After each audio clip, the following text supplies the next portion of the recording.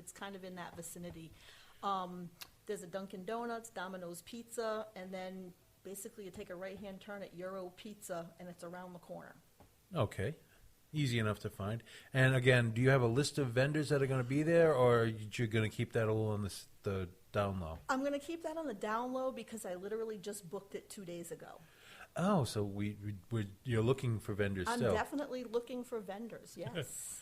By the way, if you're a vendor and you'd like to be part of it, how can they get in touch with you? You can give me a call at 767-7674. You can find me on Facebook under Community Marketing. I'm hoping that's a business line because I have a lot of weird people that listen to this show. I'll have Mike screen my calls. Oh, okay. So, what are the plans? Just show up, shopping. Shopping. Do you bring in local artists at all? Like normally, whenever I do anything, I try to incorporate local bands, the quieter ones, so they can play something either at the beginning or at some point, just as a distraction, or even a DJ or something to throw music out there. Entertain people. I don't think I have room at the Coventry, West Greenwich Elks. I probably could accommodate somebody to do that at the West Warwick Elks. So if you're listening out there and you want to, you're an aspiring DJ or you have a small music setup, you might want to give her a call as well. Absolutely. So, well, there's another event coming up that I have to bring up, just because it's someplace that a lot of people have had to go to. Thunder Mist is doing a fundraiser. It's the Thunder Mist Annual Duck Race and Family Fun Day, Saturday, October 24th. If you're following on Facebook, that's how I find 99% of the things I talk about is I scroll through my news feed on Facebook. But at Royal Mills River Point, Providence Street in West Warwick, if you want more information, thundermisthealth.org. Contact them. You can buy ducks to race. The first place duck gets $1,000. That's a good prize for throwing a rubber duck in a river. Back in my days, they called that littering, but no, it's a race. So, yeah, that's about all I got. I'm running short on things to talk about. So why don't we cut to some music? And I'll pick your brain a little bit more when we get back. We're going to leave here with Nauseous by the Nymphadels. We'll be back in a minute.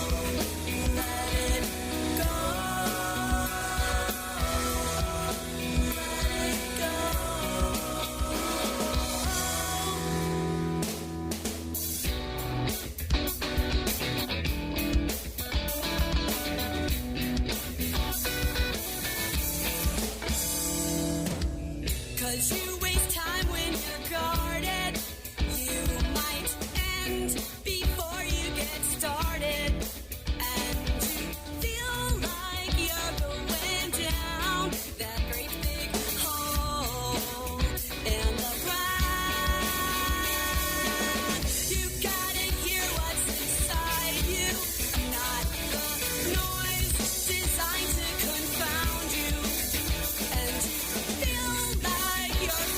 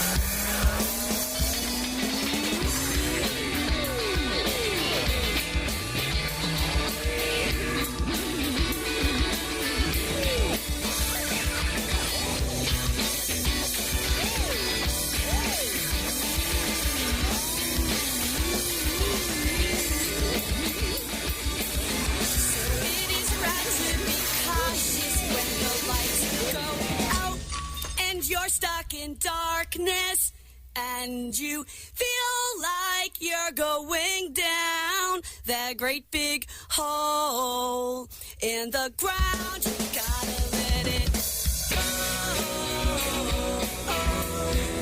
Let it go. Let it go. Let it go. Let it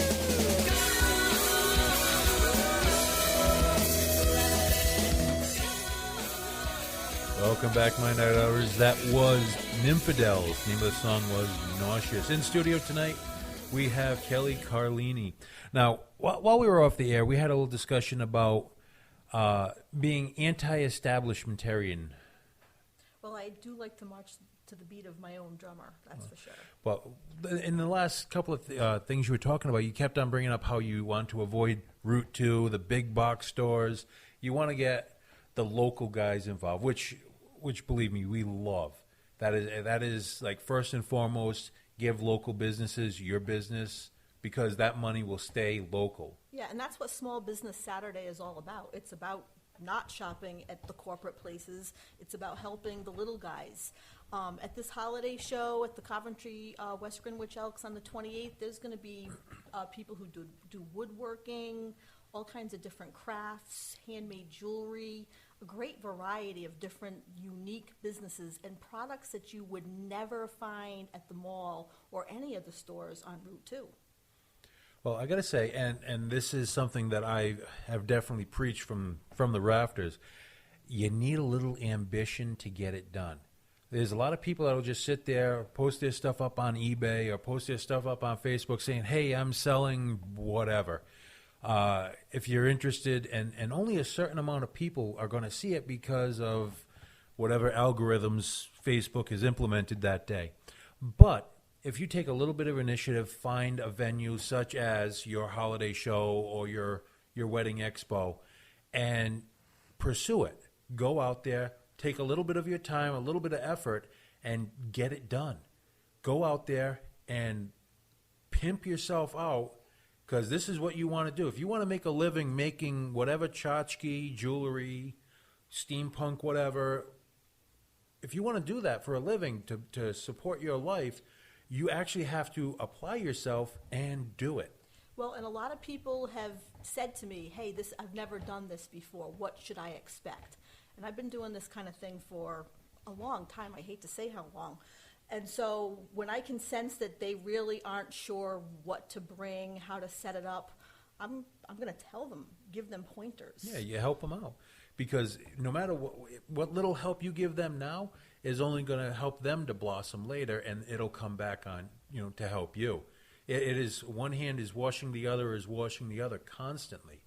I find, with the events I do with Comic-Con, Terracon, Banshee Fest, once I get myself set up, I walk around. I got a bag loaded with duct tape and not recreational duct tape. I'm talking about actual useful duct tape, markers, staplers, or whatever, because you always have the one new person that walks up and they have no idea how am I going to hang a sign. It doesn't sound that important, but when the sign's crooked and you're using these metal hooks and giving that professional appearance or just making yourself look a little bit better than some podunk, person who just whittled whatever, you give that appearance, it's going to come back on you. People are going to listen to you more. They're going to look at your product because you put the effort in.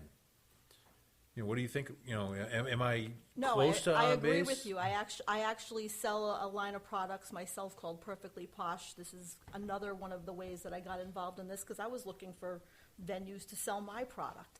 And I keep it all in a suitcase, and inside the suitcase is tape, scissors, pens, index cards, sticky notes, all that stuff ready to go.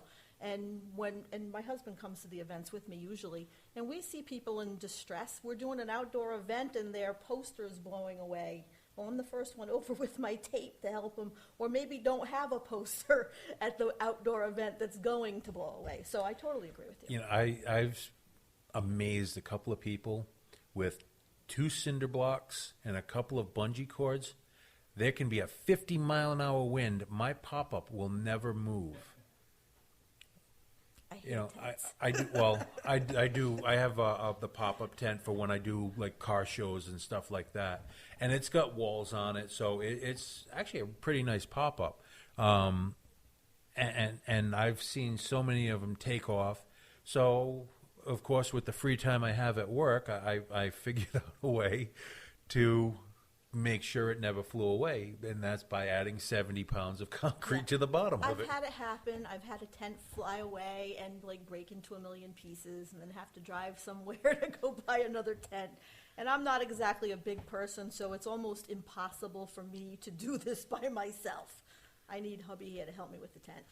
Well, that's another thing, having someone there to help you.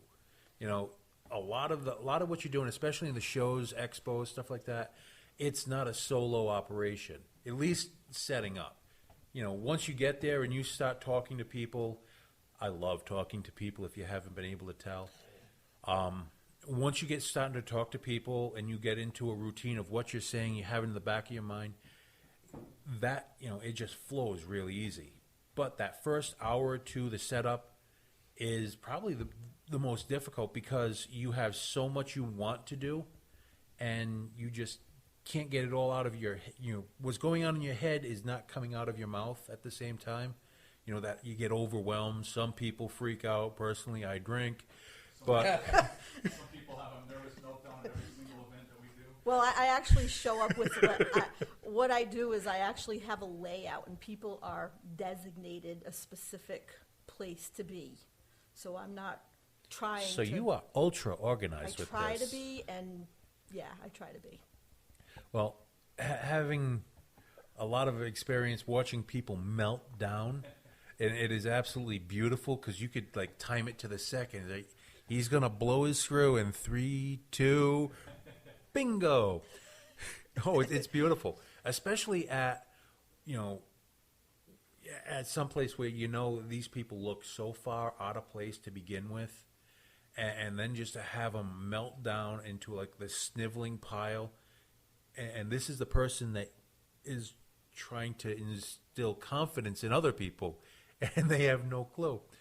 But No, that definitely won't happen at any of my events because I You do do show help. up prepared. Pre-prepared. Pre-prepared. Pre-prepared. How about that? That's a new word. And I have my husband to back me up through it.